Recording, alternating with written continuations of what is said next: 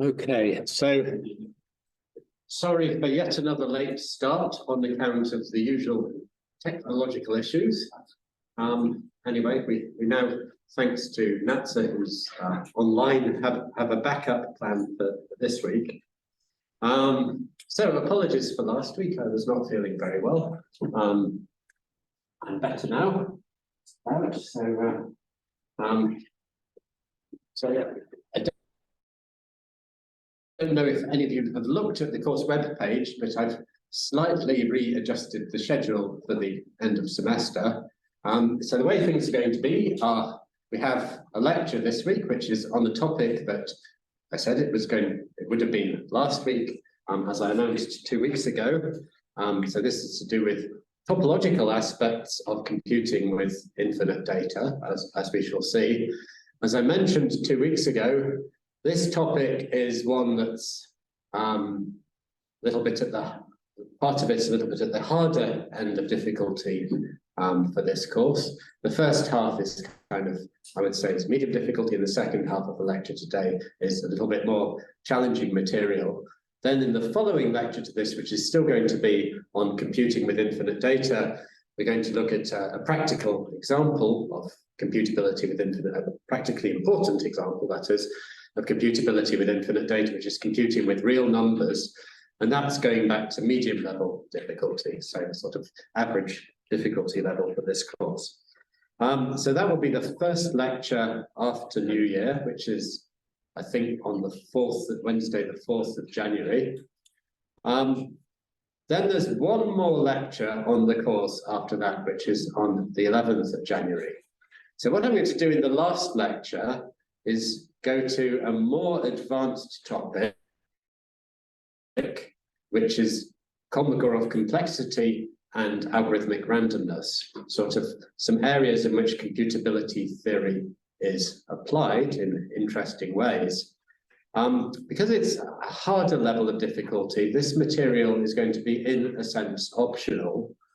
So this last lecture will be, it's not going to be examinable on the written exam, and it is only examinable on the oral exam for people who want to get a 10. So if you want to get a 10, there will be some more advanced topics, and the material of the last lecture will count as one of these more advanced topics. The people who are not aiming for a 10 will not need to know the material from the last lecture. And also, to make up for the lost time from last week, so we had 3 hours of lecture that didn't take place. Well, I already had 2 hours of additional lecture time with you on the day that we had the student your presentations on the first homework. So I've really got 1 hour of teaching to make up. So the last lecture is going to be a 4-hour lecture. There won't be an exercise class on the 11th of January, but there'll be 4 hours of lecture. So it's a long lecture, but it's 1 hour less than your usual amount.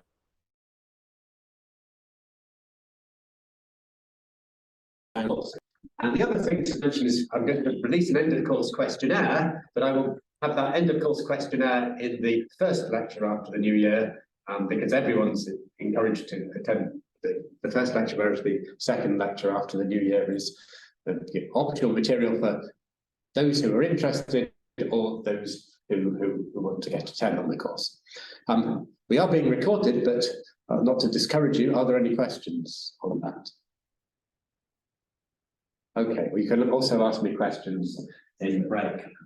Okay, so today's topic is topological aspects of computing with infinite data. And what it is a quite interesting interaction between computability theory, as we're now looking at it, computability theory in the sense of type and Turing machines, and maybe a surprising connection with the mathematical subject of topology, which is surprising in the sense that one thinks of topology as being a subject that comes about as a way to account for various aspects of geometry, so to speak, geometry where you start thinking, well, rubber sheet geometry, as it's called, geometry that allows stretching and reshaping, but not tearing. And computability and geometry don't seem to have that much to do with each other. So it's surprising that this topic, topology, that's useful for geometric kind of mathematics, is also related to computability theory. So to motivate this, what we're going to start with what I think is the simplest example, and this is the notion of semi-decidability for these omega languages that we have for type 2 Turing machines. So let me just, I mean, it's a couple of weeks since the last lecture, so let me just remind you of what a type 2 Turing machine looks like, although, you know, I'll simplify just to keep things simple. So recap, recapitulating, we're reminding ourselves a type 2 Turing machine. Well, you may remember, the point of it was that rather than looking at finite input strings, we're looking at infinite input words. So the input word was given on an infinite tape that's infinite in one direction. So we have the input tape. And so this is all from last week, and the input tape had a read head, so it can only read, and it can only move in one direction. Then we had some working tapes, which were like the usual Turing machine tapes, infinite in both directions. So let's put the ... to save everything infinite. So these were the working tapes. So let me just have one working tape here, but in general, a type 2 machine might have more than one working tape. Then we've got the usual cells on the tape. Here we've got, because it's a working tape, we can both read and write, and the head can move in both directions. So we're allowed to overwrite what's already there. And then we had an output tape.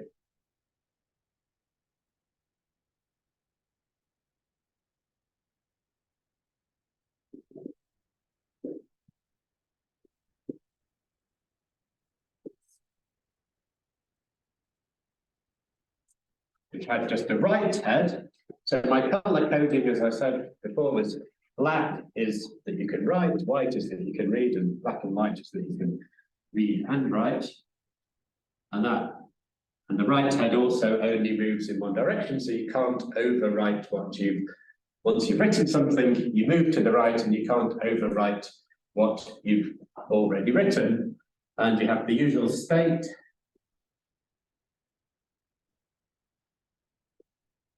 For in the current state, like start or halt or accept or whatever. And the idea is that you transform, you take as input an infinite word on the input tape. So here, so the input tape is decorated with an input omega word. So remember, an omega word meant an infinite word, an infinite sequence of symbols from the alphabet. So this infinite omega word comes from this set of infinite strings over the alphabet sigma, where sigma is the input alphabet.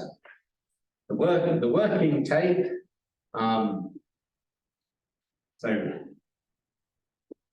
So each symbol is from the tape alphabet, which contains sigma, but also some other symbols, and also the blank symbol.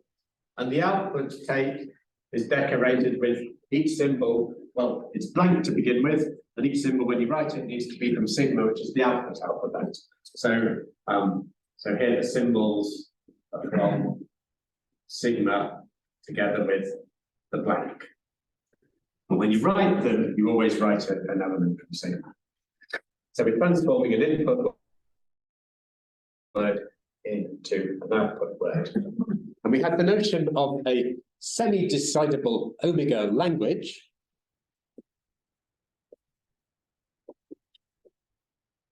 So an omega language, remember, a language used to be a set of words, but now it's an omega language, so it's a set of infinite words over the alphabet sigma, the input alphabet sigma. And remember that it's semi-decidable.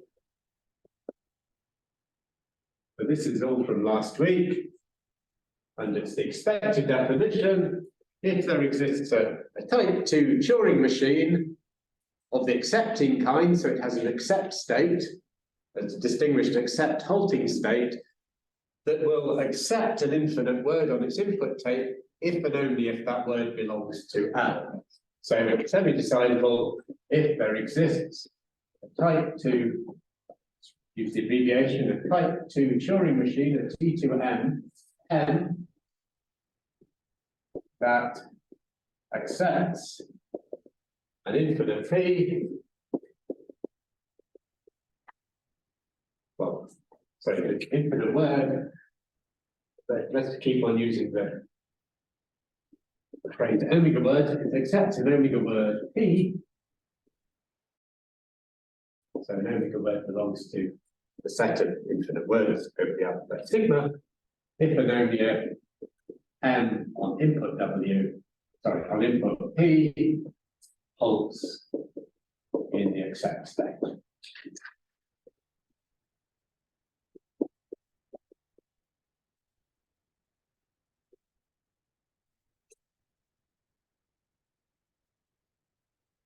And already in the exercise class last week, you'll be looking at this definition in a bit more detail and looking at certain sets of infinite words and checking to see if they were decidable. Well, this is semi-decidable, but decidable is, of course, a similar thing, but you accept or you reject. I won't write down all the definitions because anyway, we did this last week and it's kind of following the familiar patterns of this course. But already in the exercise class last week, you've been looking at examples of this and seeing if some languages were semi-decidable or not. And you will, presumably prompted by Davarin, or anyway, you will probably noticed a not actually so surprising feature of these semi-decidable languages. And that's the following observation, which is, so suppose we have a semi-decidable language. So we have a Turing machine that will accept only those omega words that are in the language, and for any other omega word, it will not terminate in the accept state. And suppose we run it on an omega word and it accepts. So then running that Turing machine on that omega word has eventually accepted the word, and in doing so, it will have performed some finite number of steps of computation, and the read head will have got a certain distance along the input tape. But still, after a finite number of steps of computation, the read head will have only got a finite amount of distance. So only a finite number of characters from the input stream will have been looked at. So you can observe that if you replace that input word, omega word, with any other word that agrees with it on that same finitely many characters, but could be anything else beyond to the right of the read head, the Turing machine is going to have the same behavior, because everything that determined its behavior will be the same. So it will have encountered, insofar as the read head gets along the tape, it will have encountered exactly the same symbols. So we can actually, that's basically a proof that's written up in more detail, in sort of rigorous detail in the notes, but I think it's already quite intuitive just in the way I've described it, once I tell you what the theorem is. So I'm going to call this essentially a self-proving theorem, but I might just reiterate the proof again once I've written it. So the theorem is as follows. Suppose L is semi-decidable.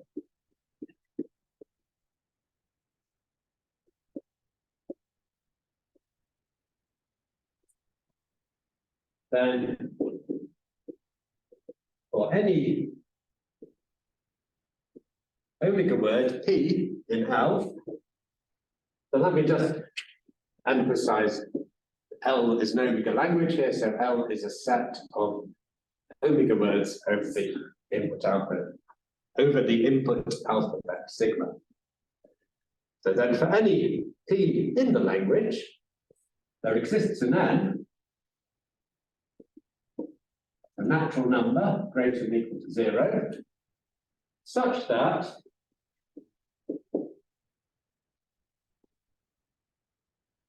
the set of all strings P dash so all infinite words P dash for which this means the prefix of the first n characters of P dash are the same as the prefix of the first n characters of P. So there exists an n such that the set of all omega words that agree with P on the first n symbols, that set belongs to L. So the point is, so I'll say the point and give you a second, well, a reiteration of the proof as I gave it before. So if we've got a P, an infinite sequence that belongs, an omega word that belongs to this language, then there's a Turing machine that accepts P. When we run that Turing machine on P, the read head will have moved only a certain finitely many number of squares to the right, n. So if we take n plus 1 for our n here, the number of squares that it's moved to the right plus 1, and we give it any other word, we give that Turing machine any other word that agrees with P on those first n plus 1 symbols, or maybe we could take n, it depends on how we number things, that agrees with P on all the symbols we've looked at, the Turing machine will behave in exactly the same way, because it will only see exactly the same data. And so it will accept that P prime. So in other words, by looking how many symbols we looked at on P, we see that there's some prefix of the input tape such that any other, some prefix of the input word such that any other word that agrees with the input word on that prefix is also accepted by the Turing machine. And therefore, all such words belong to the language L. Okay?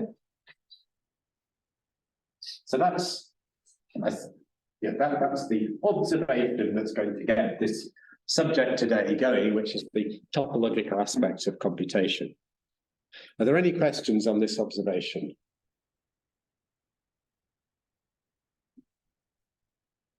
While I try to find the right button.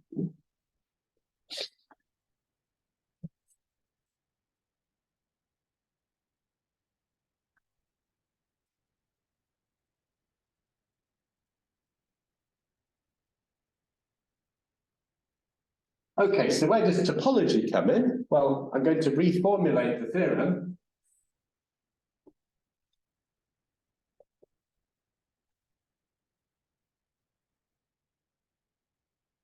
So in fact, what this theorem is saying is that if L is a semi-decidable language, then it is an open set in a certain very natural topology on the set of infinite words. So if L is semi-decidable,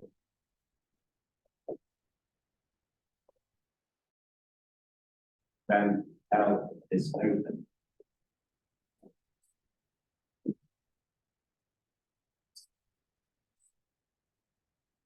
Let me tell you what the topology is, and then we'll see that this says exactly the same as this theorem. So a subset of omega words, so a set X, a subset of a set of omega words. Well, let's call it U. People like to use U topology, people like to use U for open sets, U's and V's. So a set of omega words is open, this is definition. Well, it's basically this property. If for any P in L, in U, sorry, there exists an N greater than or equal to naught, such that the set of infinite strings that agree with P on the prefix of length N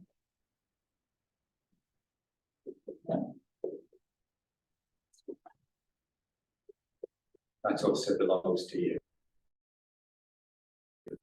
All such strings. So an omega word belongs to you. It's open if whenever an omega word belongs to you, there's some prefix of that omega word such that any other omega word that agrees with that first omega word on that prefix also belongs to you. And these sets are going to be important steps. You can think of this as what's called a basic open neighborhood of the omega word P. So we'll give a little notation for it.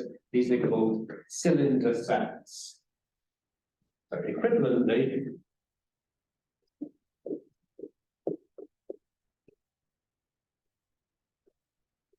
this is the cylinder set determined by the prefix of P of length N.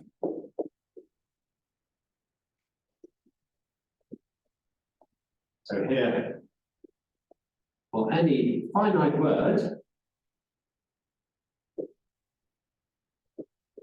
we define what's called the cylinder set as simply the set of all infinite words that have the given finite word as a prefix. So in other words, the cylinder set determined by the finite word W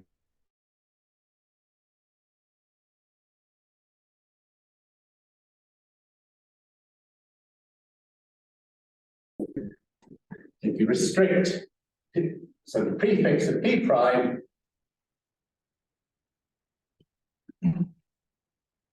of the length of W is the same as the word W.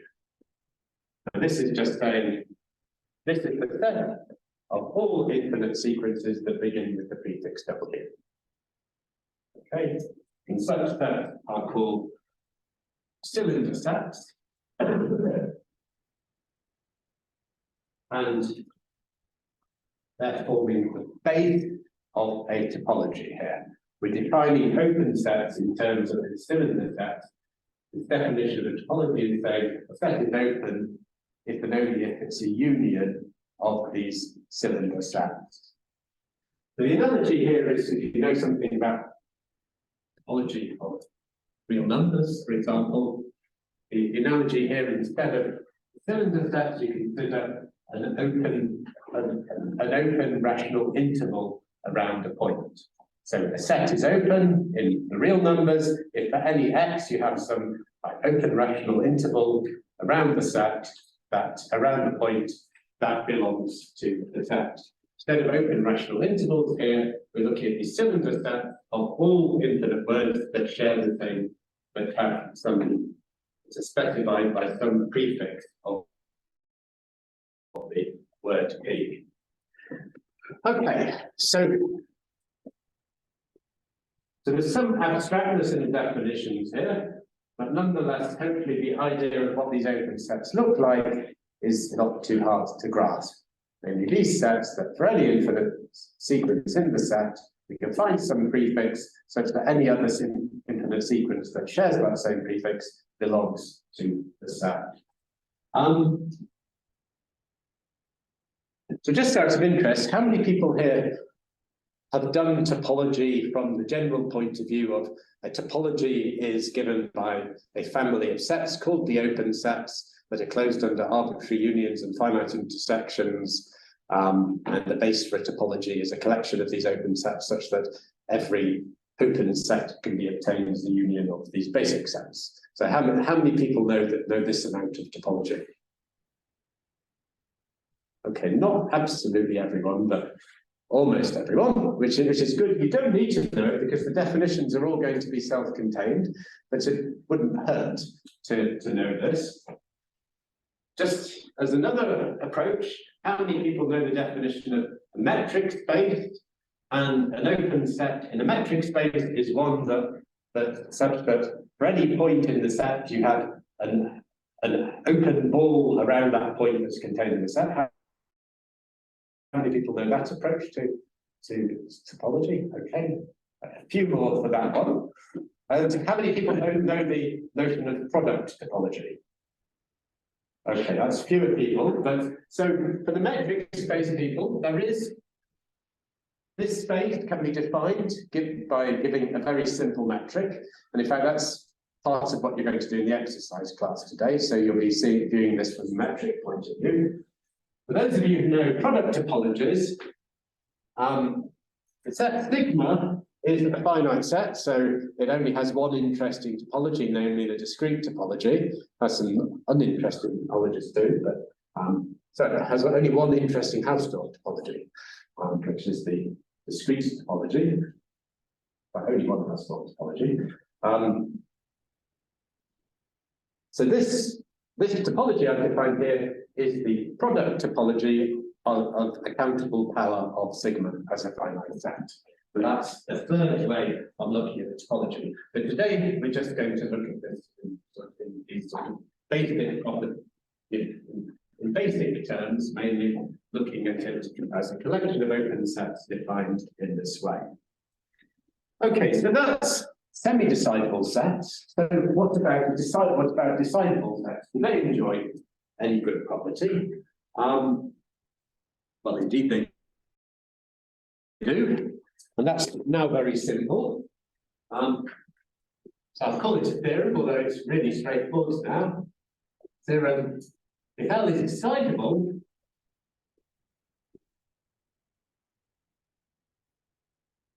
then it is both open and closed. And there's a word that's sometimes used for sets that are open and closed. So an open and closed set, you could call it an open closed set, or you could call it a closed open set. People tend to like close an open set and then they abbreviate it by cutting some letters out, and they call these clopen sets. Just out of interest, has anyone heard the term clopen set before?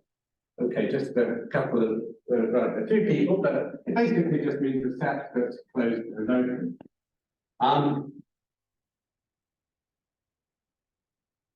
So clopen sets don't tend to play a big role in courses on topology because courses on topology tend to concern spaces of interest for geometry, like Euclidean space, the real numbers, or R to the n, which is from finite dimensional Euclidean space.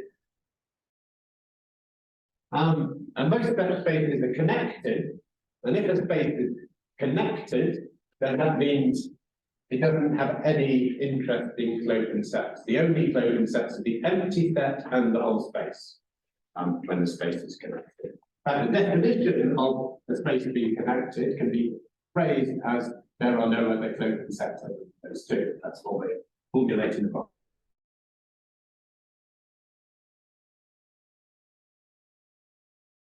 Courses of topology, but here they do play in every decidable set is a clopen set. So let's prove this theorem. It's a very short, it's basically an observation from what we've had. And then let's convince ourselves that some interesting clopen sets do exist in this case, in this particular space. I mean, in a sense, you should know this because you looked at some sets in the exercise class last week that were decidable, and hence those are interesting clopen sets. So let's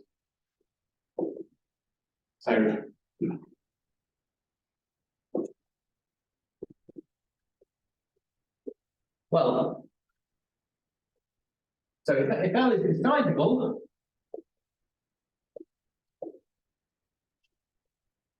well then it's semi-decidable, and also its complement is semi-decidable. And it is semi-decidable, and its complement of L, which is simply all those infinite sequences over the input alphabet segment that are not in L, is also semi-decidable. Now, remember we had a subset of natural numbers, but a subset of natural numbers was semi-decidable, was decidable if and only if it and its complement are semi-decidable. Here we're not talking about subsets of natural.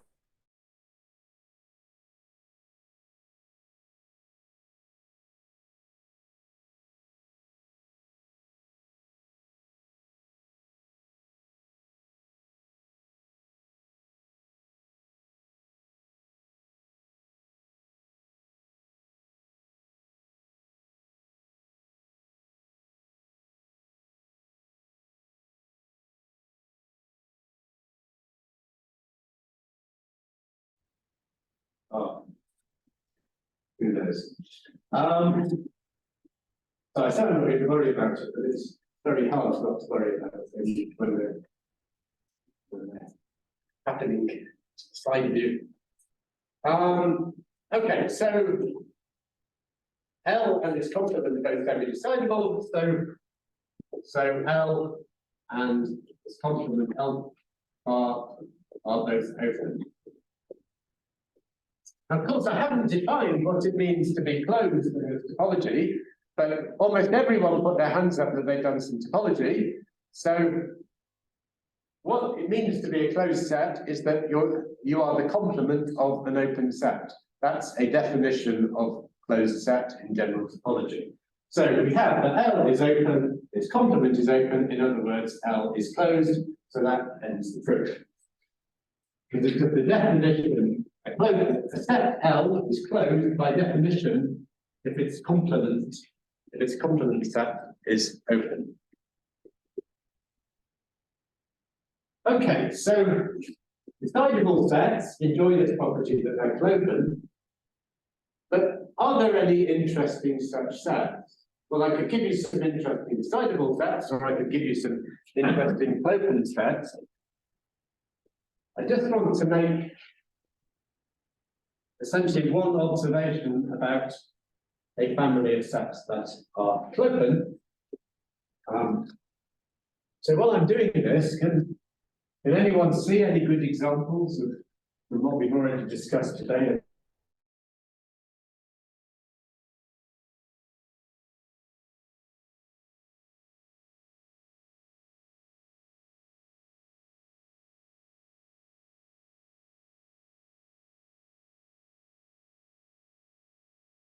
In this case, in this topology we're looking at, this topology given by the cylinder sets, there are interesting clopen sets. So can anyone see an interesting example of a clopen set? Very good. Every cylinder set is a clopen set. So that's okay. So proposition: every cylinder set is clopen. So proof. So consider finite word W.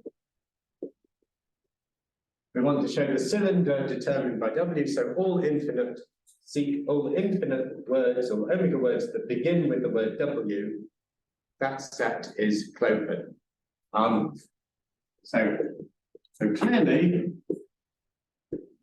the cylinder set W is open. By definition, basically, these sets are the base for the topology. So the open sets are exactly the unions of cylinder sets. So in particular, any individual cylinder set is open. So we just need to show it's closed. In other words, that the complement of W is open. So we need to show that complement of W, the complement of the cylinder set of W, is also open.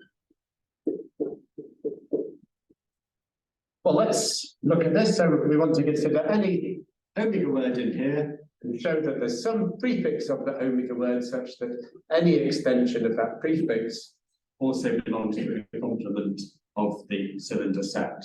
So consider any infinite word in the complement of the cylinder set on W. So any infinite word that's prefix of that does not begin with the prefix W. But then it's obvious that if it does not begin with the prefix W, if we consider its prefix of the same length of W, that's going to be different from the word W. So the prefix of the first, if W is k characters long, so the prefix of the first k characters here is going to be something different from W. So any extension of that prefix is also not going to have the prefix W. So that gives us a cylinder set not in W. So what we're saying is then that the cylinder set we get from restricting P to the length of W, so the prefix consisting of the length of W, that cylinder set is also in the complement of the cylinder set of W.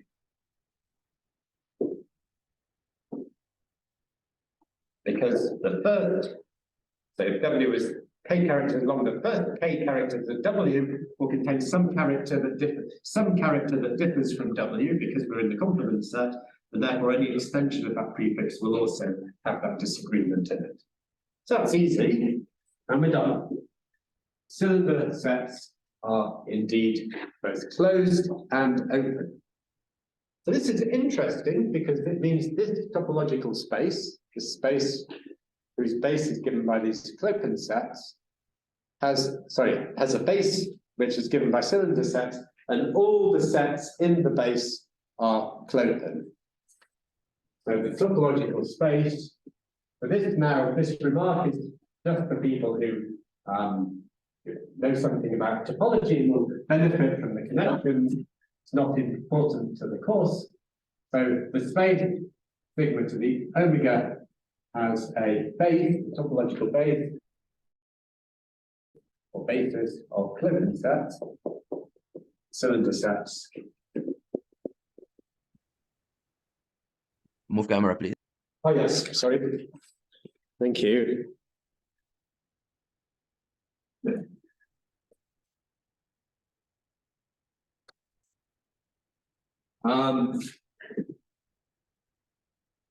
And such spaces are a bit weird in topology. They're not like these geometric spaces that one normally has, but it's an important family of spaces in topology. They're called zero-dimensional spaces.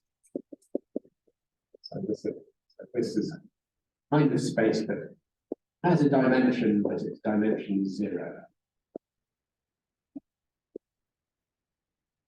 I notice also that the cylinders, there are countably many cylinder sets because each cylinder is determined by a finite word. So we have a countable base here of clopen sets. Okay. So I just want to go back to the other board, and then we're going to have a break.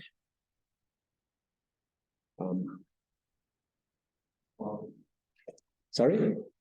Yeah.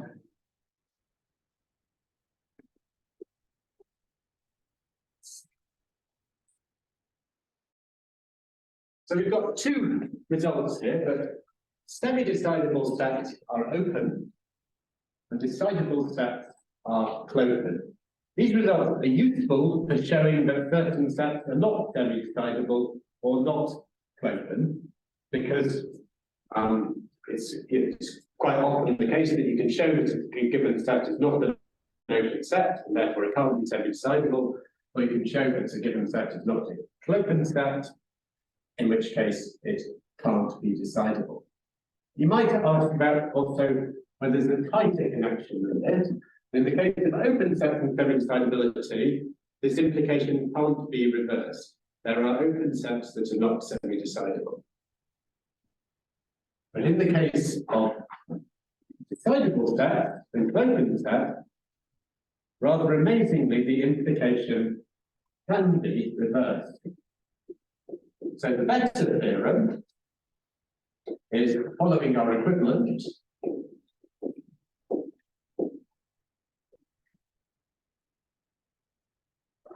For subset L, set L of infinite strings. So L is decidable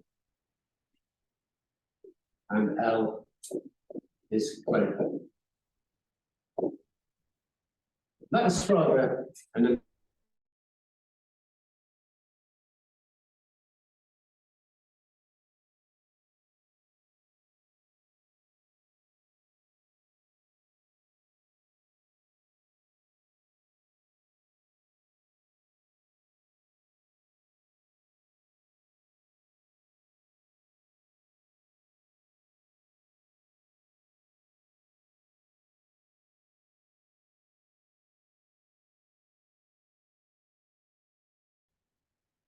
So the harder part is going to be in the third hour, in which we're going to prove this, the other implication here. Before doing that, I'm going to look at some other aspects of medium difficulty of connecting computability and topology to do with computability of functions. Okay, so it's basically 3 o'clock, so we'll break until basically 4:30. Let me pause the recording.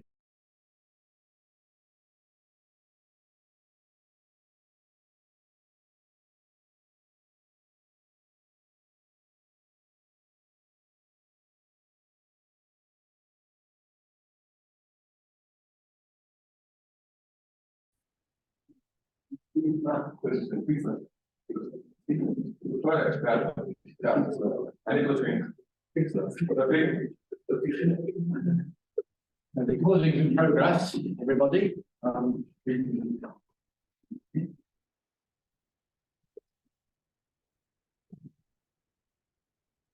It's going to be an absolute disaster today, the recording.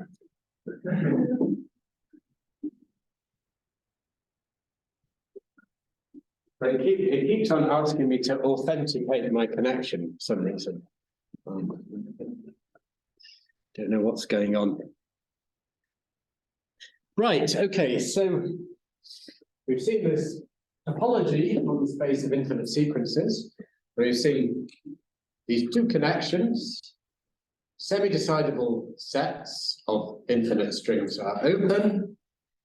Decidable sets of infinite strings are clopen, and in fact I've claimed a stronger property that the decidable sets of infinite strings coincide with the clopen sets. That last property we're going to do in the third hour of the lecture. In this hour, what I want to do is move from language acceptance to computability of functions. So with a type 2 Turing machine, we're interested in functions whose inputs are infinite words and whose outputs are infinite words. So we're looking at functions that take infinite words to infinite words. And we're going to see that such functions, again, have topological properties, have good topological properties. So I'm going to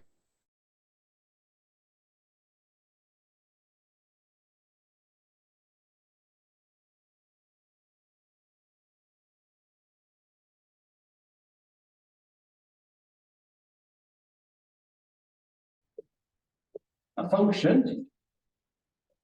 Let's begin with the total function.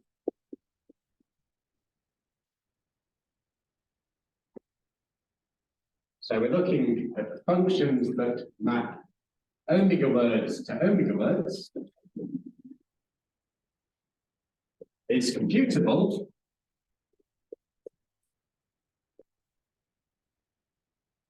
Then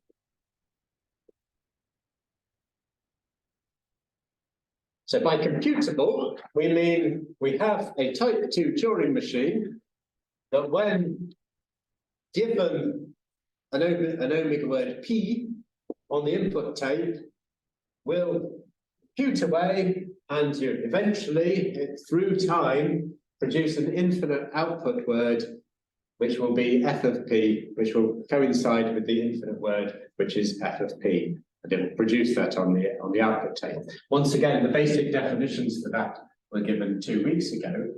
But what I'm going to show is that any such computable function enjoys a nice topological property. Although I'm not going to initially formulate it in topological terms, I'm just going to initially formulate it in direct terms. And that is, let me just look at my notes to see which one I use n for and which one I use m for. Okay, so for all p,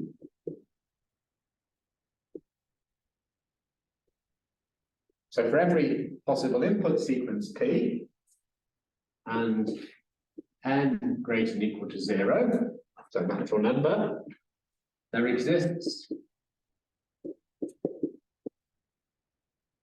or maybe let's put that on another line.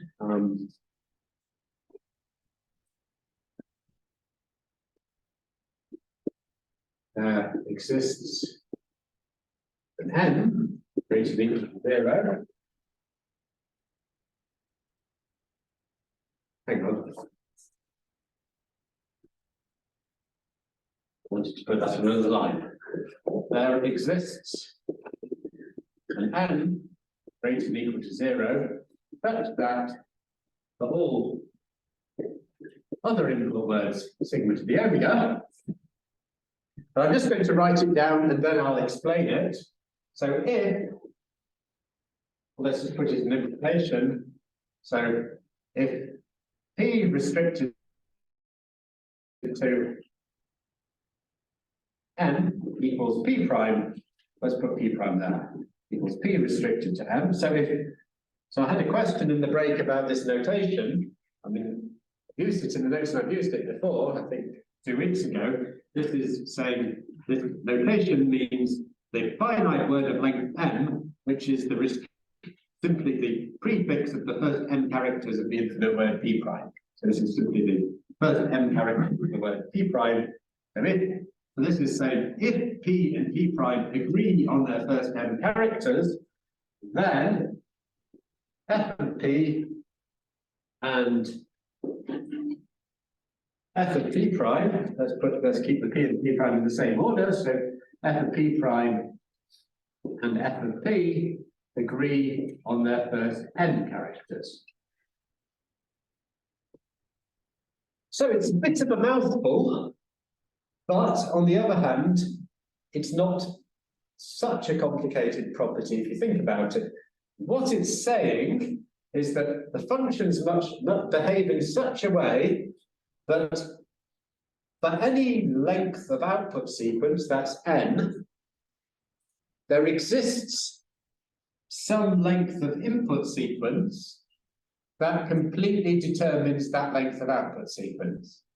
And the idea is this: if we're computing the function f, then in order, once again, it's similar to the argument for the openness of semi-decidable properties.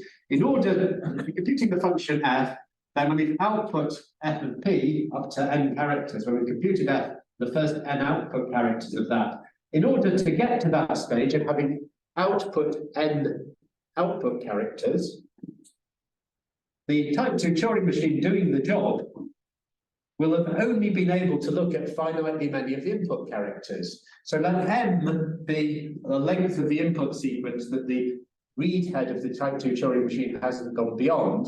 And once again, if we're given any other input sequence, input word, infinite word, that agrees with p on those n characters, the type 2 Turing machine will behave in exactly the same way as far as the first n output characters. So it's kind of,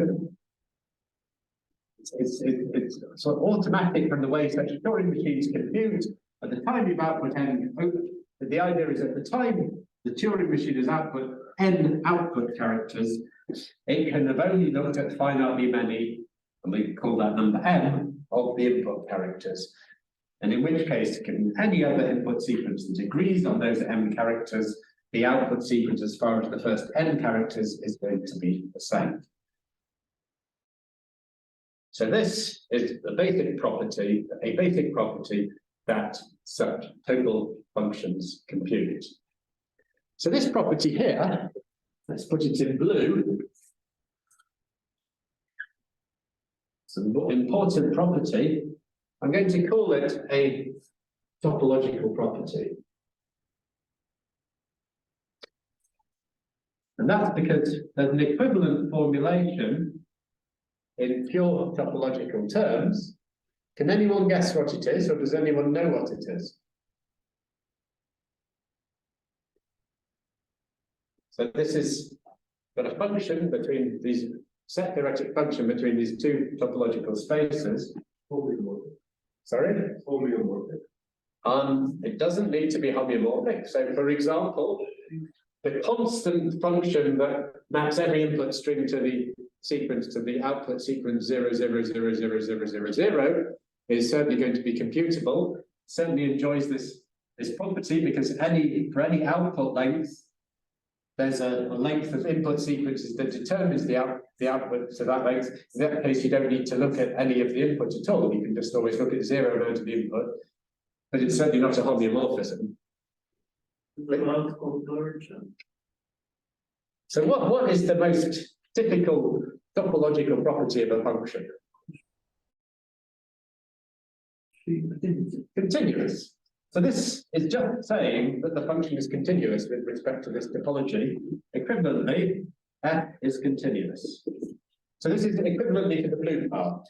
Being continuous is not equivalent to being computable, but computable implies this blue part, and that blue part is equivalent, f is continuous. So recall that f is continuous if for any open subset B sigma to the omega, the inverse image of f phi to B is also open. And there are various other ways of characterizing it. And I don't really, I think I'm going to stick, so the notes go into it in a bit more detail, but I think I'm going to stick with this statement for the lecture. But I just want to give you one other perspective on it, which is that when you do analysis, one of the first things you learn about continuity, or the first thing you learn about continuity, presumably, is the epsilon delta definition of continuity, which a function is continuous if any epsilon that we look around the codomain value, with the value of the function, we can find a delta which is the neighborhood around the input of the function, such that as long as we don't vary the input by more than delta, we stay with an epsilon of the output value.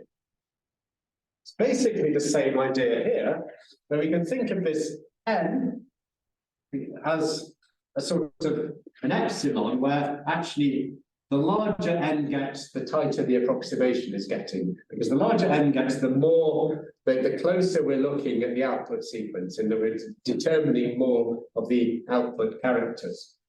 We can actually think of this n as determining a distance to within which we're looking, where you view two sequences as being 2 to the minus n, or 1 over 2 to the n apart, where n is the length of their shared, the longest length of their shared prefix. So the longer sequences share a prefix, the closer they are together. So you can think of this as for any epsilon, the greater than equal to 0, well, it's a natural number, but it's for any epsilon, actually, the larger the n, the closer we're looking, there exists a delta, so such that, again, we can, as long as we look close enough at the input sequence, we stay with an epsilon of the output sequence. But once again, this consideration, this is to do with the metric approach to defining this topology, and that's something you're going to look at in the exercise class. Okay, so I've already sort of explained the proof of this theorem. I want to write it a little bit on the board just so we can have it written down. But before that, I'm going to generalize the theory. Okay, so here I've been talking about a total function so far, but in general, when we compute our Turing machines, you don't always produce an infinite output sequence for every infinite input sequence. So in general, we're computing partial functions. We have that with ordinary Turing machines. We have the same phenomenon with type 2 Turing machines. So computable, of course, means type 2 computable, but so let's generalize this to a partial function, and maybe I'll use red to make the. So it's going to be one of these things where I edit the statement on the board and hopefully don't miss out any changes. So if a partial function, so this is strictly more general now because every total function is a fortiori a partial function. So a partial function, so let's turn it into the partial arrow. Is computable then. Well, in fact, the property is going to stay exactly the same, except that we've got a partial function. So we can only talk about it. We can only make sense of p prime. Of f of p prime and f of p if p and p prime belong to the domain of f. So we simply change, instead of p being an arbitrary infinite sequence, we simply say for all input words in the domain of f and lengths of output prefix that we're going to look at, there exists a length of input prefix which is going to determine that length of output prefix for all p prime, again, in the domain of f.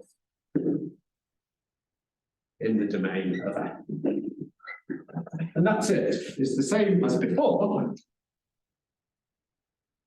But now, what are we saying for continuity here? Well, so f is f's a partial function, so it's a total function from the domain of f to, it's a total function on its domain. So in fact, this is again just a continuity property. Equivalently, f considered as a function from its domain to a set of infinite sequences is continuous with respect to what's called the induced topology or the subspace topology on the domain. So the domain is a subset of the set of infinite sequences, is continuous with respect to, so I just write WRT, or with respect to the subspace topology on,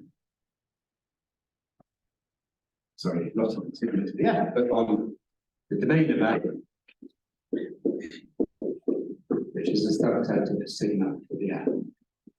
And I'll just remind you that the important thing, for those who are not so comfortable with the topological generalities, the important thing is the statement in black and red here. But I just want to make the connections with the general topology for those who are comfortable with the topology. So given a topological space Y and a subset X, Y, a subset let's say U of X is opened in the subset topology, so I'm just defining the subset topology. So being open in the subset topology means there exists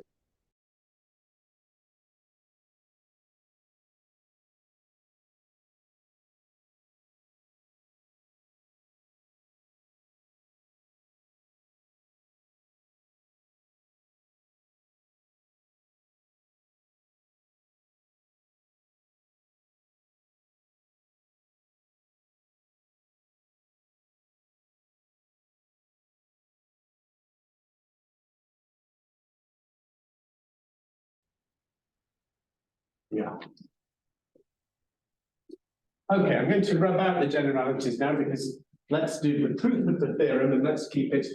I think it's nice to make it adjacent on the board. But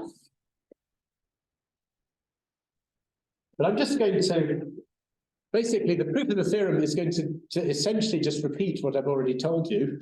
But it'll be good to have it written in words, and it's all right, I'll go to the other box. In the subset topology is open in the subset topology if there exists an open subset. There you go. What was, I think you also raised something about. Oh yes, a subset. No, on the bottom. If there exists an open set V such that. There we go. All right, so I'll go to the other board. I mean, I was rubbing this off because if you know, it's there to make a connection, but if you know it already, you know it already, and if you don't know it, this, as I said, this isn't the place to learn it.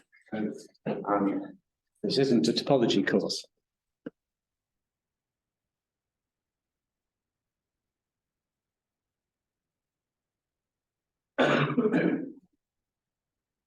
Okay, so I mean, I'm really going to give just an outline proof, but there are more details in the notes.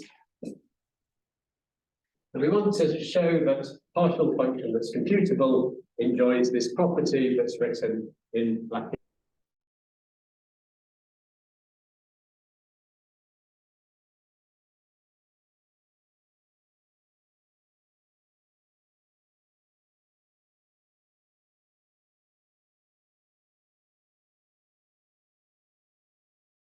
Partial function f. And we want to show this property, that it enjoys this property for any infinite sequence in the domain, and any n, there exists this m, and so that for all p prime something holds. So we want it to work for any p in the domain and any n's. So consider any p in the domain. And any n greater than equal to 0. And we want to find the m that's going to enjoy this property. So we know that p is in the domain of f, and we know that this f produces that f of p is an infinite sequence, because by definition it's a function on an infinite sequence. So that means when we compute the type 2 Turing machine M on the input P, eventually it will output n elements of output sequence. So given an input P,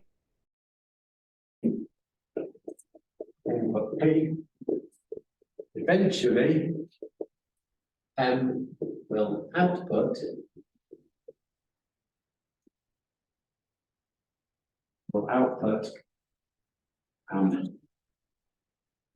n output characters.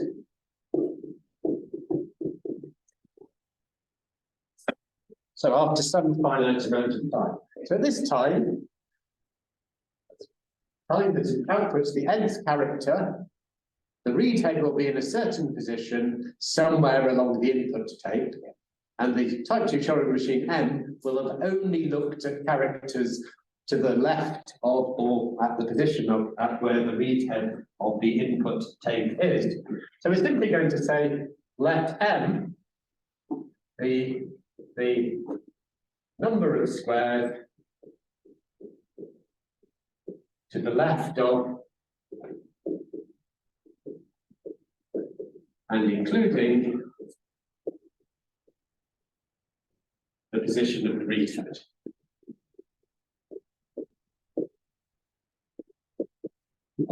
The read head. And because there are only n squares to the left of and including the position of the read head, it means the type 2 Turing machine M on input P has only potentially looked at the first m input characters of P. So then, so this means M has only looked at the first m characters of the input string P. So here, the first m is the capital M of the machine, the little n is the second m, the little m, that's the number of input characters that's being looked at. So if we give the Turing machine any other p prime, so on any other input string, input sequence p prime with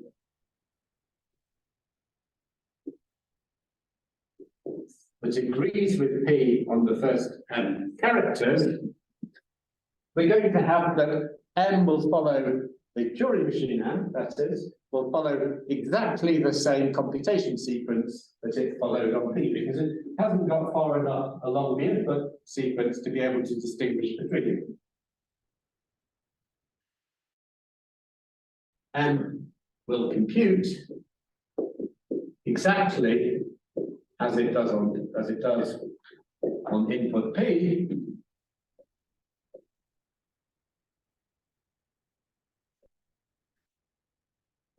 as far as computing the first n. The first n now output characters.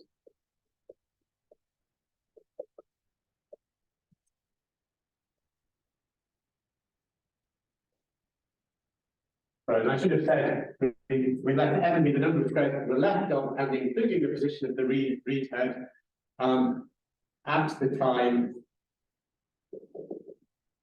of outputting the nth character, the nth symbol, let's say. This character won't fit. So n will compute for any C prime that has this function, the Turing machine M will compute in exactly the same way, meaning you get exactly the same first n output characters, and so we get exactly this property. Okay, so basically that's the end conclusion. Okay, so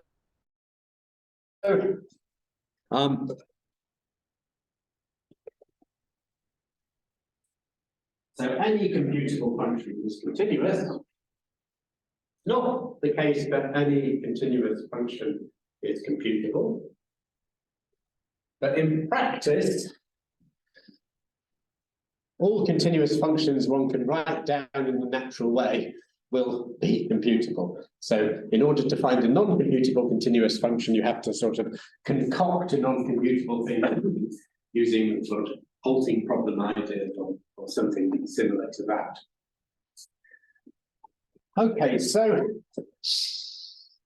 that's sort of the end of the medium difficulty part of the lecture.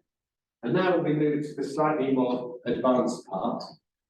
So the main advanced part is going to be in the third hour, which is going to be that I want to prove this other implication about decidable sets, namely that every clopen set is decidable. But before that, I want to just finish off our study of computable functions by looking at, seeing that any computable partial function is continuous. I want to observe that we also can get a nice topological property of the domains of the computable functions. So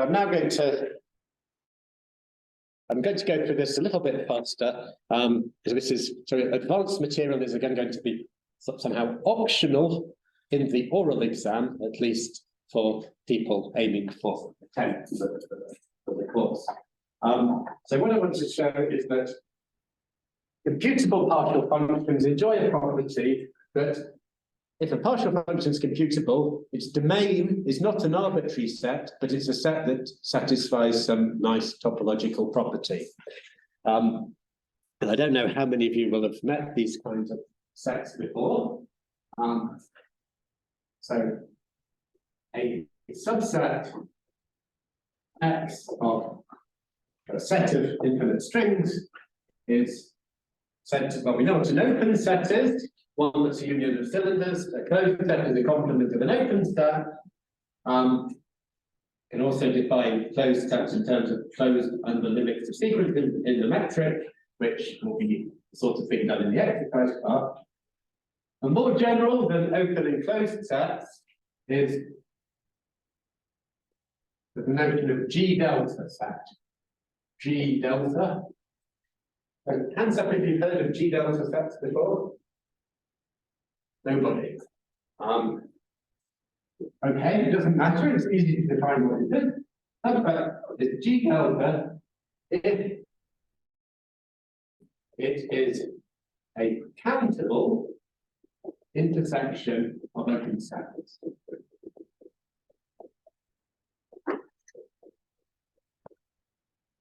So by countable, I mean an intersection of open, so we know that open sets are closed under finite intersection. That's part of the definition of a topology. A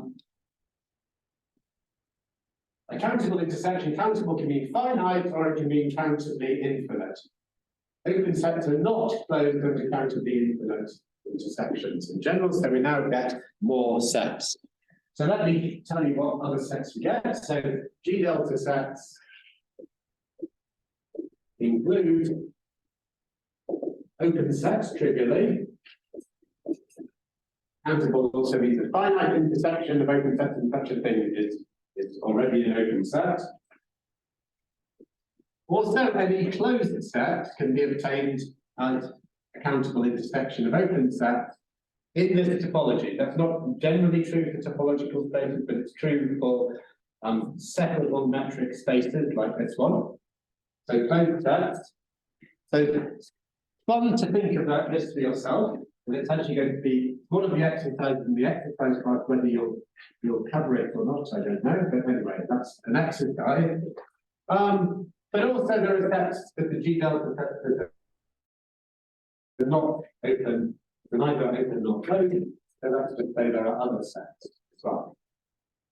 But anyway, still, you think about the number of subsets of a topological space. Well, this topological space, its cardinality is that of the continuum, the same cardinality as the real numbers. So that means the number of subsets that it has, the number of subsets of this space is 2 to the power of the continuum. That's a very large number. Actually, there are only continuum many G delta sets, so it's still a small fraction of all the subsets that are G delta sets, but it includes the open sets and the closed sets. And for those of you who've done some measure theory and know about Borel sets, these are very low in the hierarchy of Borel sets. So then Borel sets are a bit more complicated than closed and open sets, but they're a little bit more, they're in just that smallest amount more complicated than they can be. And the theorem is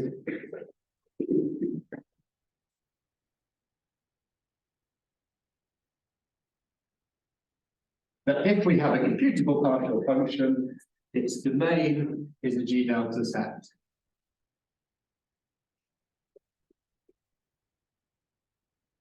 So the domains of computable partial functions are restricted topologically. You can't have an arbitrary domain of a computable partial function. Move camera, please. Yeah, I'm trying to. I'm pressing the button at the moment. Yeah.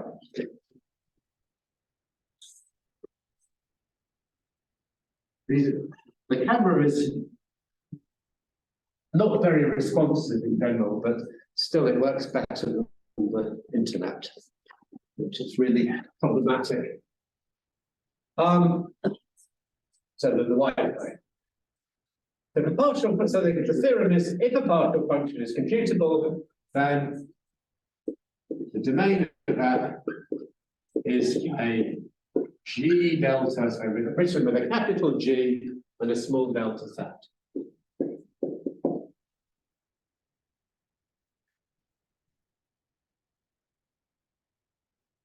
And the proof is actually very straightforward. So actually, I mean, although I've said this is more advanced part, in terms of the proof, this is really straightforward. It's more advanced in the sense just that we're now entering the realm of less familiar mathematical notions, namely some topological notion of set, the G delta set that goes beyond the normal ones one encounters, such as open set and closed effect. So we want to show that the domain of F, we've got a computable particle function F, we want to show that its domain is a G delta set. So for the proof, again, we're going to assume we've got a type 2 Turing machine that computes F. So let F be a type 2 Turing machine that computes F.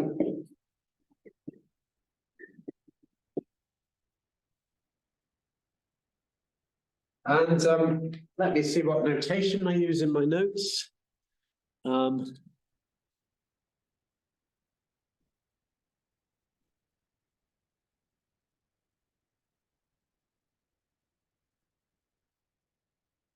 So I'm going to define subsets E sub n of sigma to the omega, where the domain of F is going to be the intersect of, or the intersection of all the D sub n. So D sub n is a countable index family of sets, and the domain is going to be the intersection of them all. So we're going to define D sub n to be equal to all those P, oh, let's do it up here, all those P in, so all those potential input sequences such that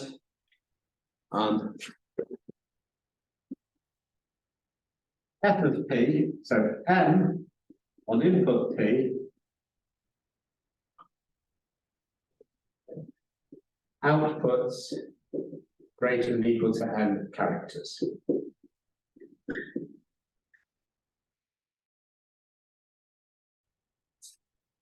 So remember, once we've got the type 2 Turing machine, the domain of the function it computes is defined to be the set of all input sequences on which, if you run that type 2 Turing machine, it will eventually, through time, output an infinite sequence. That's the domain of the type. That's the domain of the particle function computed by the type 2 Turing machine. Those input sequences that give rise to infinite output sequences. And we can approximate that by looking for each n, all those, we've got the type 2 Turing machine n, for each n, all those input sequences that they don't need to produce infinitely many output sequences, but they produce at least n output sequences. Then the claim is each dn is open. And we can see this in two ways.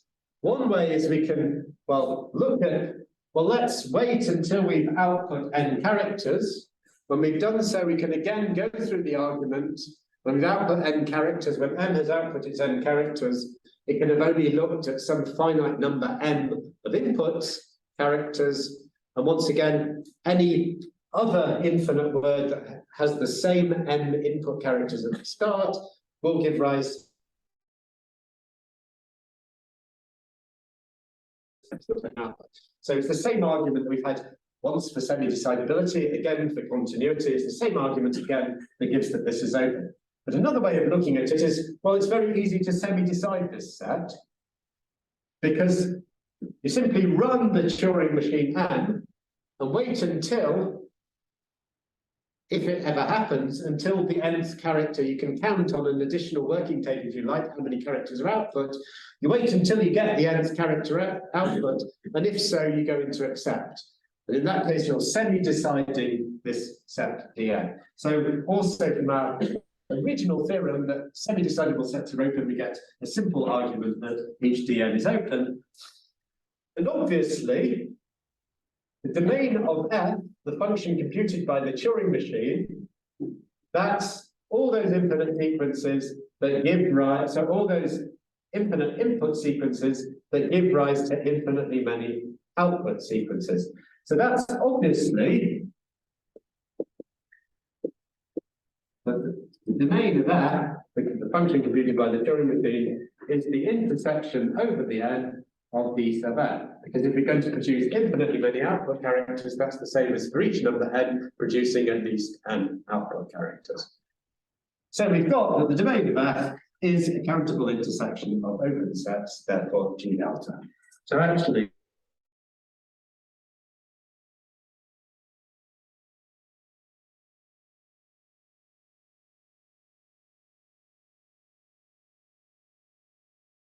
we want to stay, and what we're going to do in this last part is look at the other implication that every, which way around is it? Every clopen set is decidable. Okay.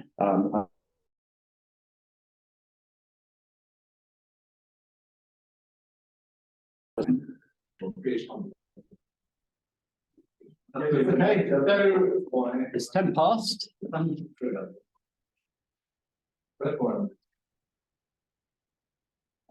Right, so the last thing I want to do, and I don't think it's going to take the whole time available, but I want to address this remaining implication we've got from what is really one of the main theorems today, which is this purely topological characterization of decidable sets of omega words, namely that the decidable set exactly corresponds to the clopen sets. We've already seen that every decidable set is clopen, is both closed and open. We want to see the converse, that every clopen set is decidable. And to use this, we're going to use the topological notion of compactness. So I will hopefully remind you of the definition of compactness, and if you haven't seen it before, then everything's going to be self-contained. Definition, def, a subset, A, of a topological space X, X a top space, top short for topological, is compact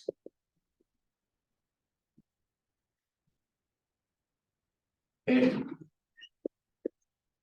every open cover K has a finite subcover.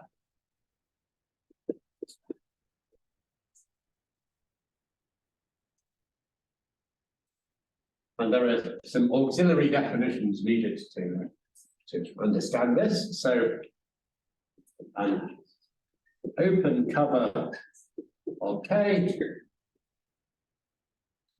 is a collection or a set W whose members are open sets. So it's a set of open sets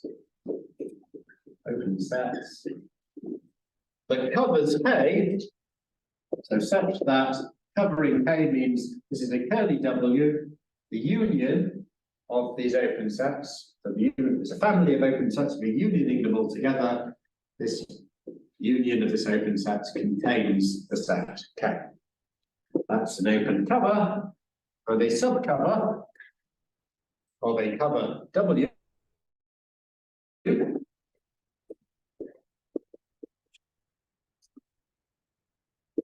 of such a W is simply a subset of these open sets, a smaller collection of open sets, but nonetheless cover K, such that the union of the smaller collection is still enough to cover K. And we're saying that every open cover must have a finite subcover. That means such a subcover W prime that is a finite set. Okay. And this property defining compactness has a name. It's called the Heine-Borel property.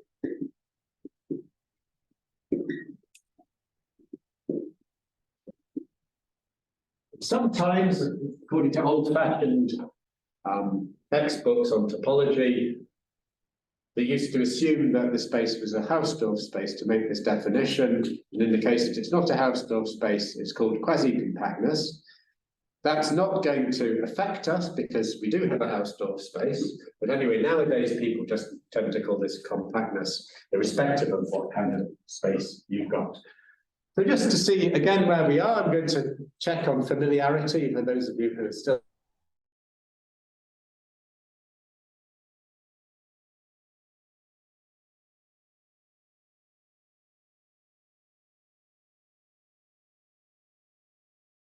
Almost everybody, that's good. So the theorem I want to prove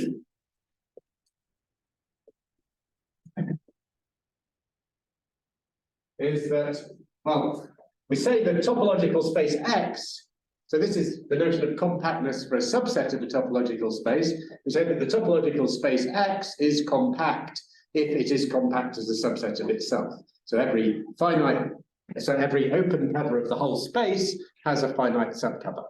And the theorem is, so I don't need to give another definition, it's just for the whole space. So the theorem is this space sigma to the omega of infinite words is compact. I just want to remark, well, maybe I'll make the remark a bit later. Okay, so can anyone prove this in one line? Just out of interest, some of you have some topological background. Trivial. Sorry? It's trivial, that's one word. I don't think that's true. Very good. So I'm going to give you 3 proofs. Well, only the second one will be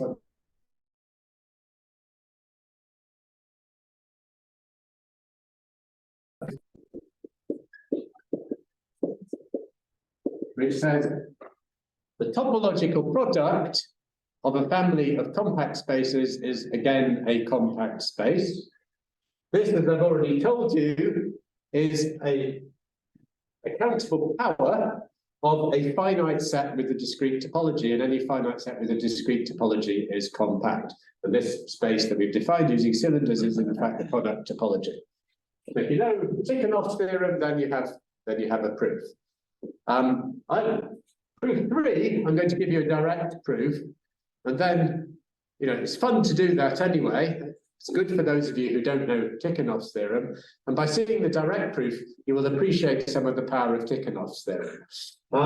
But by proof 2, there's also another approach, which is, for those of you familiar with metric spaces and the approach to topology, which is, as I've said, part of what you're going to do in the exercise class today. Maybe not this, I'm not sure, but I don't remember whether this is in the exercises or not. But anyway, this is something one can do from a metric point of view. So using an appropriate metric, you can construe this as a metric space.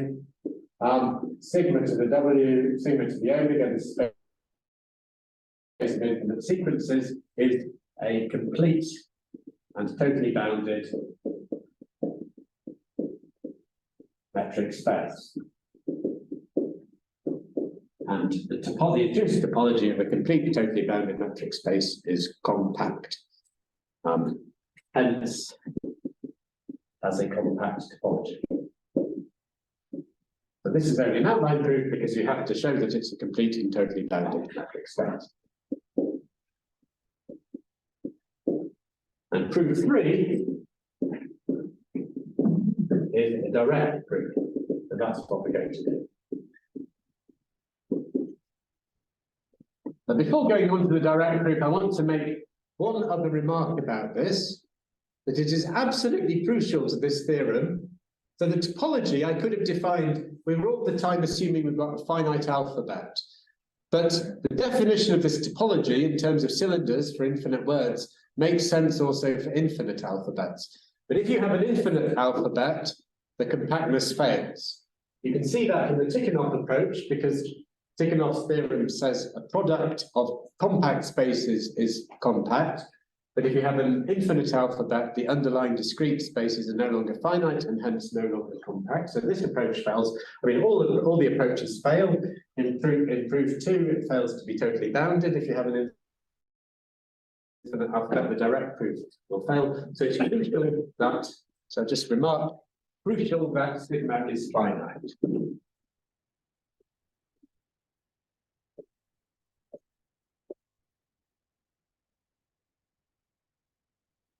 And just for those of you who like thinking about such things, we have an infinite alphabet sigma. So sorry, in the case of a finite alphabet, we have a compact space. It's also Hausdorff. Compact Hausdorff spaces are very well-behaved topological spaces. It's amazing if you change this to an infinite alphabet, the space suddenly becomes horribly ill-behaved. So it fails to be compact, but it even fails to be locally compact. So you can think about that. It's really becomes an awkward space. So for a countable infinite set, it becomes homeomorphic to what's called the Baire space of, which is the subspace of real numbers on irrational real numbers. Anyway, let's move to proof 3, which is going to be our direct proof that this topology is compact.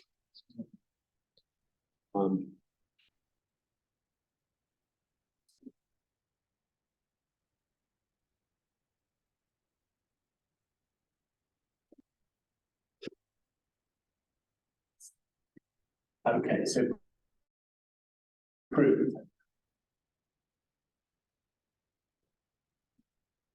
So we want to show that any open cover of the space sigma to the omega of the set of all infinite words has a finite subcover.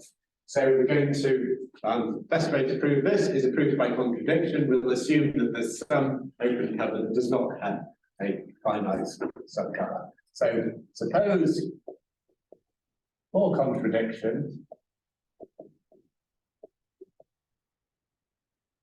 there exists an infinite cover. Sorry, there exists an open cover. It will be infinite because it's not going to have a finite subcover. An open cover curly W of sigma to the omega that has no finite subcover. And what we're going to do is we're going to, by induction on N, we're going to construct a sequence of words getting ever longer. So building up, we're going to construct an infinite word through building its prefixes. So by induction on N, we construct a sequence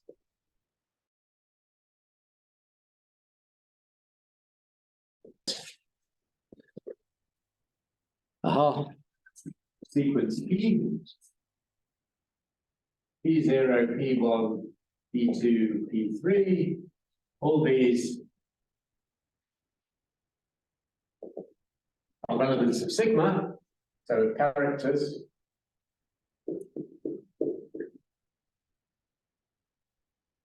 It enjoys the property such that defining P to be infinite word P0, P1, P2, P3, etc.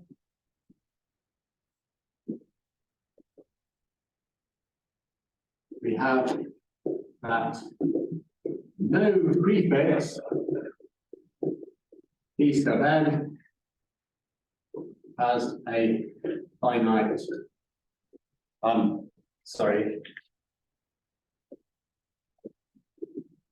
So no prefix P sub n is such that the cylinder it determines P sub n, the cylinder has a finite subcover in W.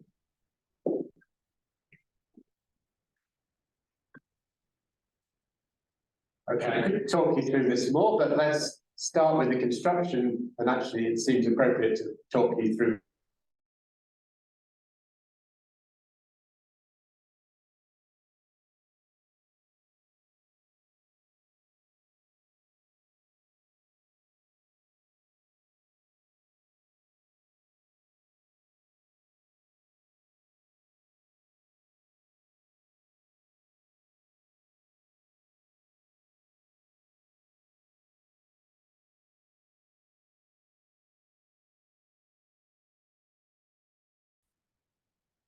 we have that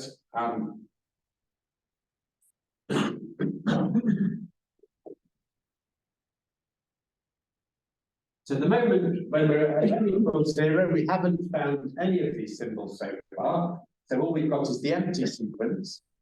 And the cylinder associated with the empty sequence, that's all infinite words that begin with the empty sequence. That's every infinite word. So this is sigma to the omega, and this certainly, so this is the whole set sigma to the omega, and by assumption, because we've assumed the contradiction, that there is no finite subcover of sigma to the omega in W. So by assumption, this cylinder, which is the whole of sigma to the whole of sigma to the omega, this has no finite subcover in W. So we have that this has no finite subcover in W.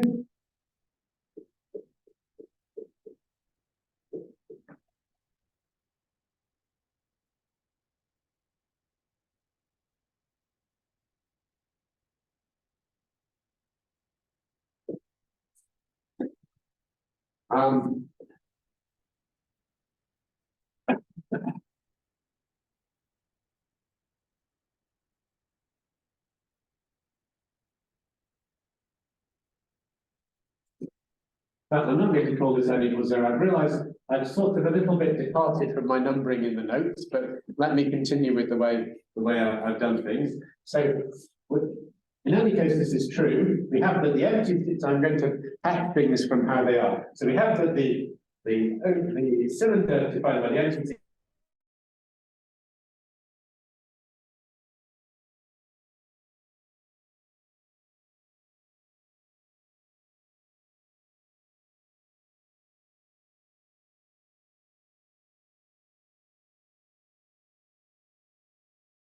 is that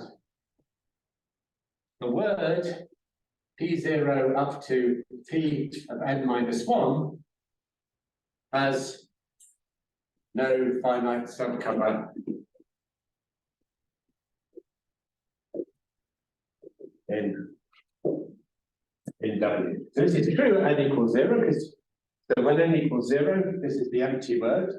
And we've just declared that this has no finite subcover in W. And we want to now make sure as we go through up to the end that we maintain this property that the sequence of characters we've satisfied so far in cylinder has no finite subcover in W. Then we observe that this cylinder that has no finite subcover in W. So this is the set of all sequences that have the prefix P0 up to Pn minus 1. This is a finite union of cylinder sets given by words one length, one character longer. So this is the finite union of the cylinder set from P0 to Pn minus 1, followed by the character A sub 1, union together with all the cylinder sets,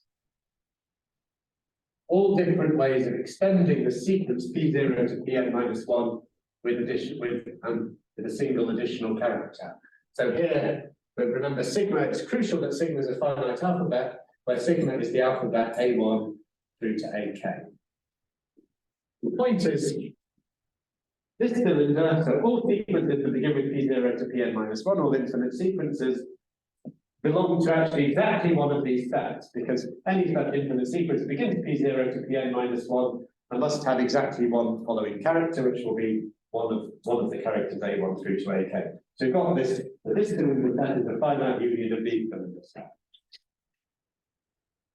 Now, by the induction hypothesis, this cylinder has no finite subcover in W.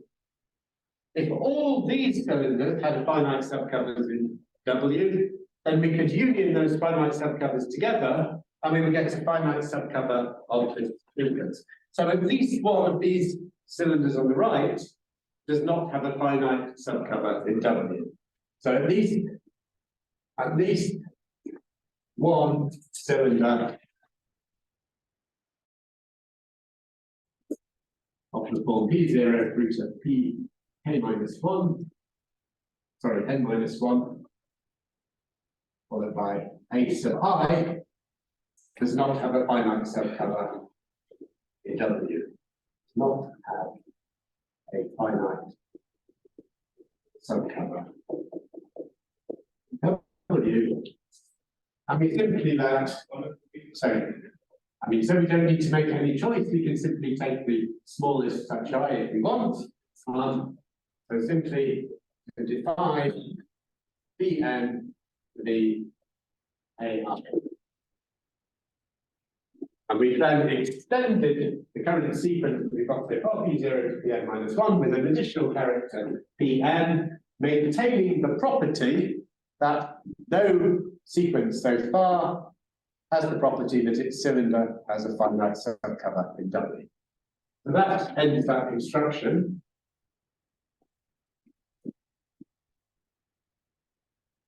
So by this inductive process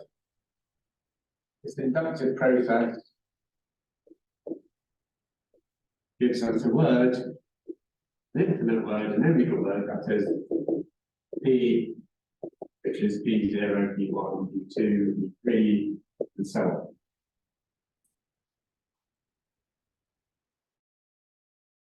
Now, because W is an open cover of sigma to the omega, there exists an open set U in W that contains P. And because W is a cover of sigma to the omega, there exists an open set U because it only contains open sets contained in its covering family in W. Sorry, this should be belonging to, member of W, such that so W covers the whole of sigma to the omega, so at least one of the sets contains P, so such that P belongs to U. But then because U is an open set, there's some prefix of P such that its cylinder is contained in U. So since U is open, some n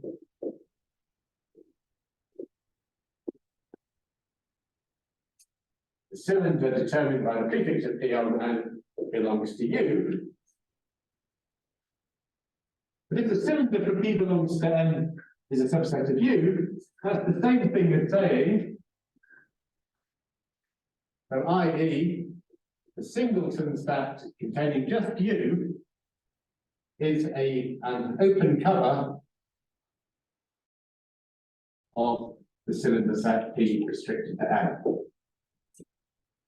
So this finite prefix of P has not just a finite cover, there's a subcover of W, but even a singleton cover.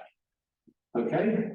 So this contradicts the property of P, but we were defining P in such a way that no prefix of it is such that its cylinder set has a finite subcover. So this contradicts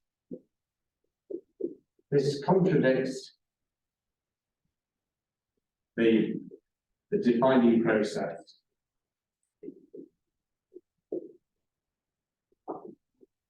So we've reached the contradiction that we had an open cover with no finite subcover.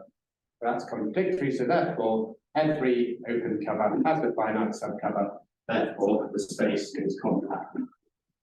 Okay, here we go. And for those of you who've done the topology course, you may have seen the proof of Tikhonov's theorem, you may have done notions like complete totally bounded results like complete totally bounded sets, metric subsets of a metric space are compact. But you may have also done a direct proof of things like every closed subset of every closed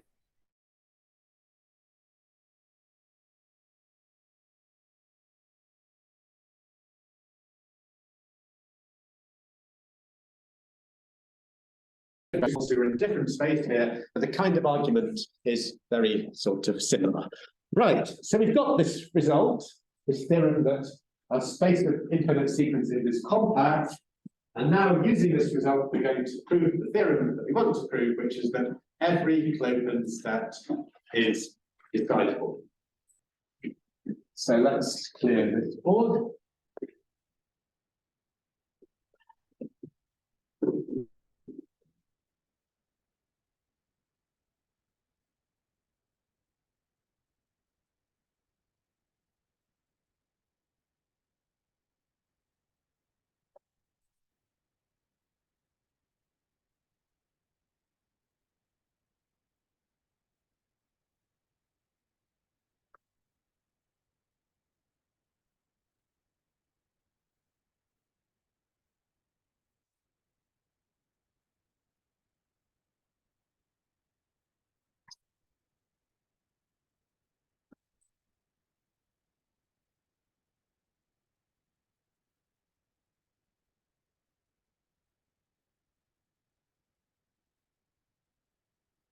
Right, so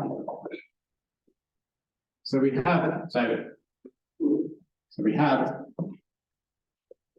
that the space of infinite words is compact.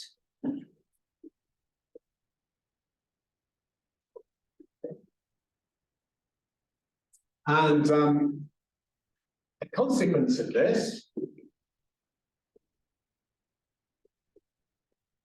is that every closed subset, say A of sigma to the omega, is also compact.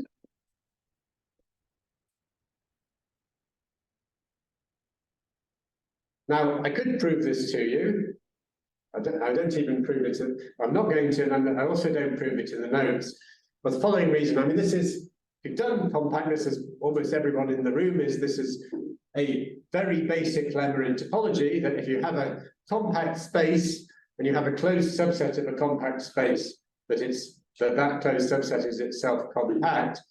And even if you haven't seen it before, the proof is one line and is completely obvious. So basically, from the definition of compactness, this just falls out. You can't go wrong if you try to prove this for yourself. So in the very unlikely circumstance you're not familiar with this, prove it for yourself. I know it's only one line, and I could have given you the proof in the time I've said what I have, but anyway, it's good to do things for yourself.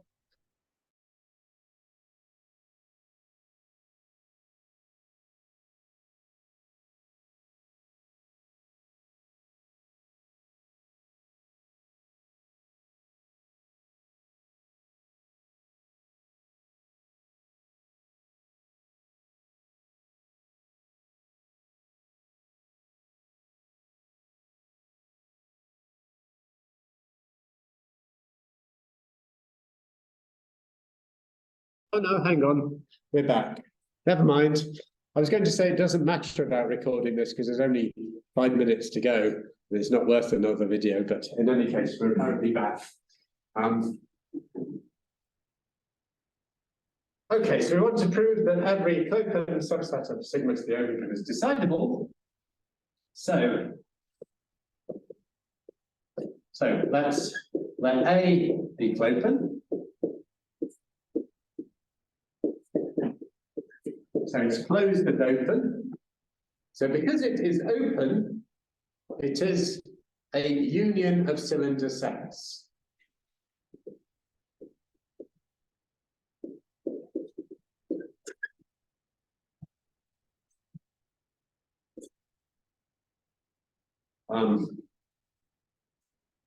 Let me just see in the, so I don't depart from my notation. We have that A is the union of all cylinder sets W, which enjoy the property, so W is some finite word.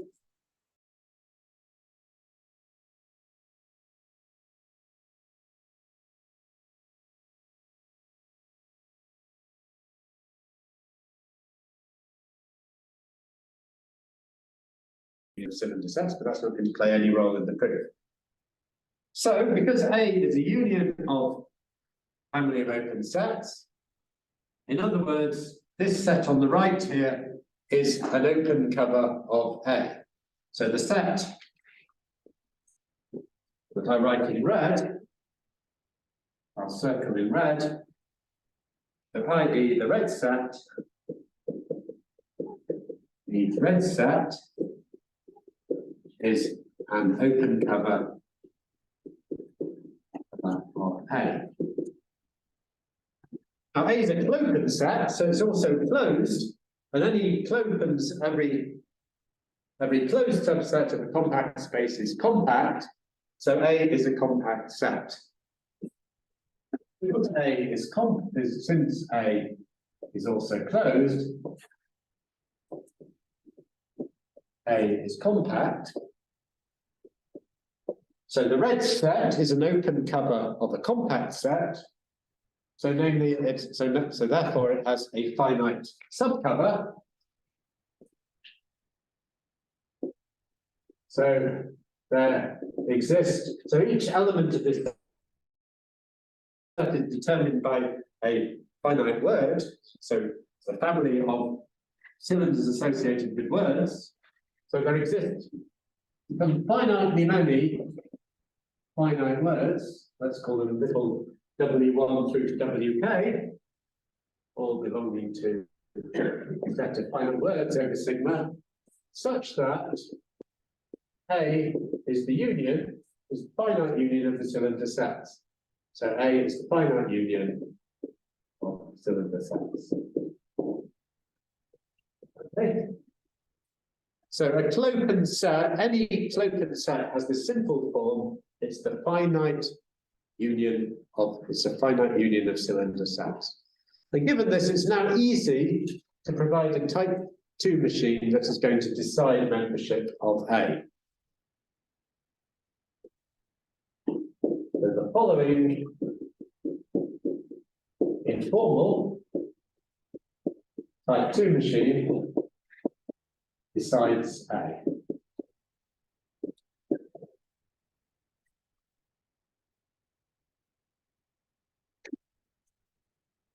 What it's going to do is going to look at its input word, an infinite sequence P. So on input P, which is an infinite word, it's going to check the first symbols of the first so many symbols of P as far as the length of the longest of these words W1 through to WK. So check the first maximum of the length of W1 through to the length of WK, many input characters. So the first, so the prefix of that length of P, and that's so that the length prefix of P.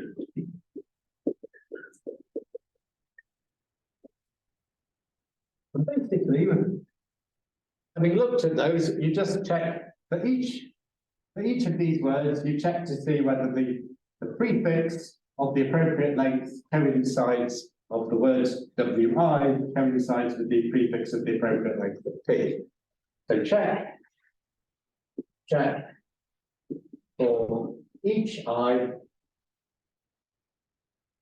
check if WI equals P restricted to the length of WI. So we need to look at this many characters of P, and in looking at most that many characters, we can check whether the first WI many characters agree with the word WI. So this is for each I, sort of falling. So for each I with one between I and K. And if any of these tests is true, if any of these equalities is true, we return accept. And if all of them are false, we return reject. We reject. So we accept if any of these of the above tests is true,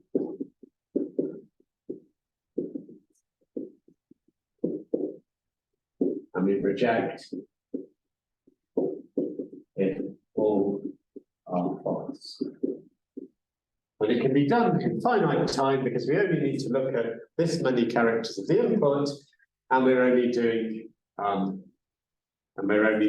k many tests on finitely many characters.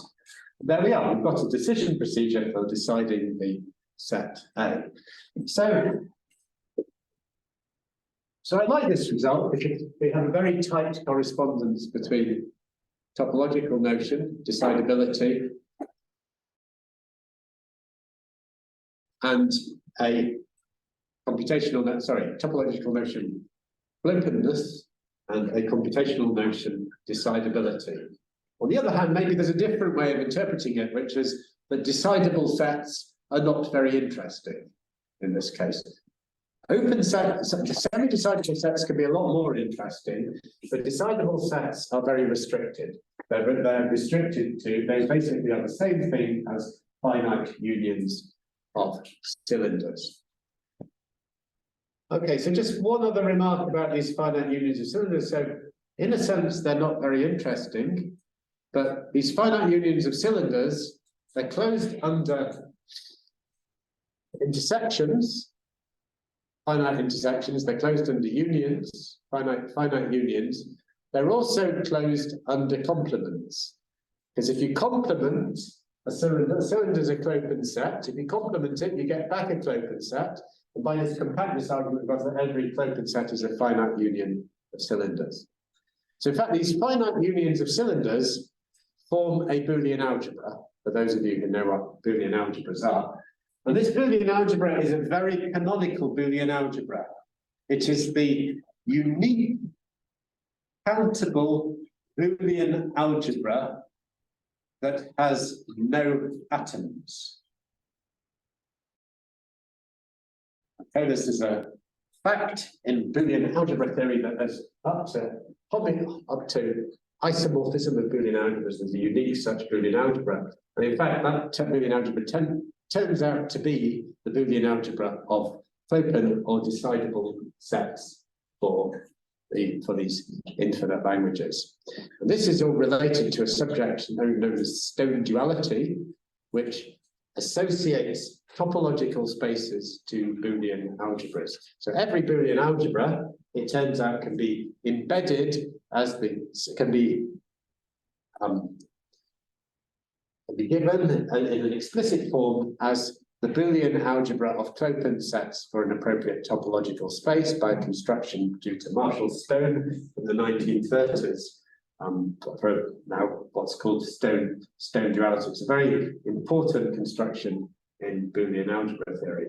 So actually what we're looking at here, this topological space that is our topological space of infinite words, turns out to be the topological space that exists in stone duality theory as the topological space of this very canonical, associated with this very canonical Boolean algebra. Now these are kind of side remarks for those of you who are interested in remarks and sort of going in other mathematical directions. None of that's related, important to this course. The important thing for this course is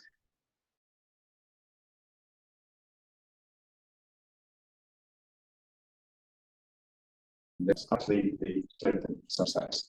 Okay. It's been a very bad day for the internet. I can see how I'm jumping about. I mean, there's no continuity at all here, but nevertheless,